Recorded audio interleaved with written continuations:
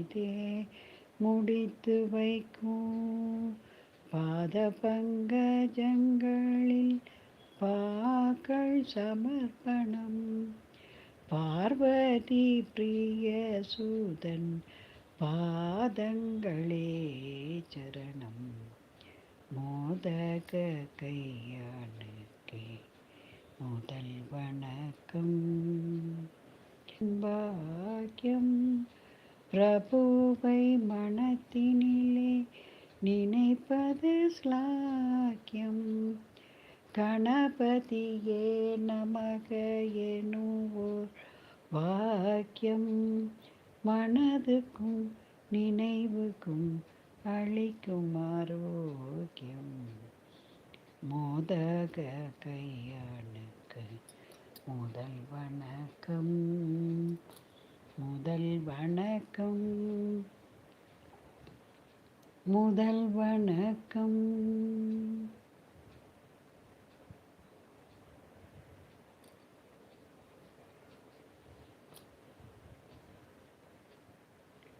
உங்யூ நமச்சிவாய உங்யூ நமச்சிவாயன்னு 108 தடவை நீங்கள் தினமும் உச்சரித்தால் நோய் நொடிகள் அணுகாது. சிவ மந்திரங்கள் சக்தி வாய்ந்தவை. நிறைய பேர் உடம்புக்கே முடியலம்மா, வியாதியாக இருக்குது, என்ன செய்யன்னு கேட்குறாங்க. வணக்கம். ரவை பொங்கல். வாங்க வாங்க. நீங்கள் என்ன சாப்பிட்டீங்க? என் வீடு என் உலகம். ரவையில் பாசிப்பருப்பு போட்டு குக்கரில் வச்சுட்டேன். மிளகுத்தூள், ஜீரகத்தூள், கருவேப்பிலை, நெய் எங்களுக்கு சேர்த்த மாட்டேன், மற்றவங்களுக்கு நெய் ஊற்றுவேன்.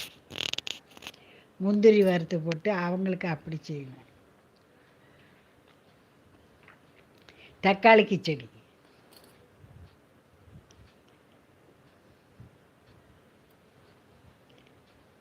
நீங்கள் என்ன சாப்பிட்டீங்க? விநாயகனே வினை தீர்ப்பவனே வேளமுகத்தோன் மாயன் மருகனே விநாயகனே வினை தீர்ப்பவனே. ஓ, இட்லியா? இட்லிக்கு நான் அன்னைக்கு தான் ஆட்டி வச்சுருக்கேன். உங்களுக்கு இட்லி ரவைன்னு கடையில் விற்கிது பார்த்தீங்களா? அது நமக்கு அரிசி அரைக்கிற வேலை மிச்சம்.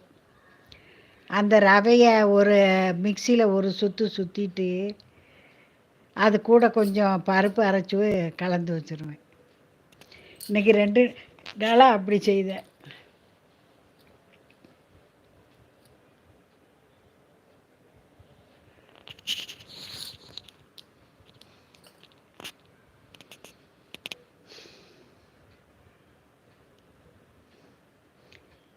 ரவா பொங்கலுக்கு சட்னியும் சாப்பிடலாம்.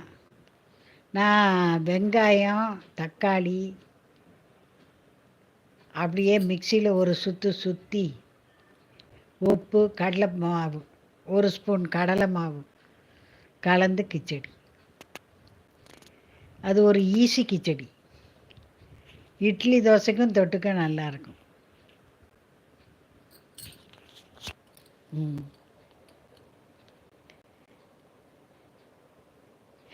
என்னமோ எல்லாம் லீவுக்கு ஊர்களுக்கு போயிட்டாங்க போல். இல்லைன்னா மூச்சு முட்டும் அவ்வளோ கொஸ்டினாக வந்துக்கிட்டே இருக்கும். லீவுன்னா யூடியூப்பும் டல் அடிக்குது.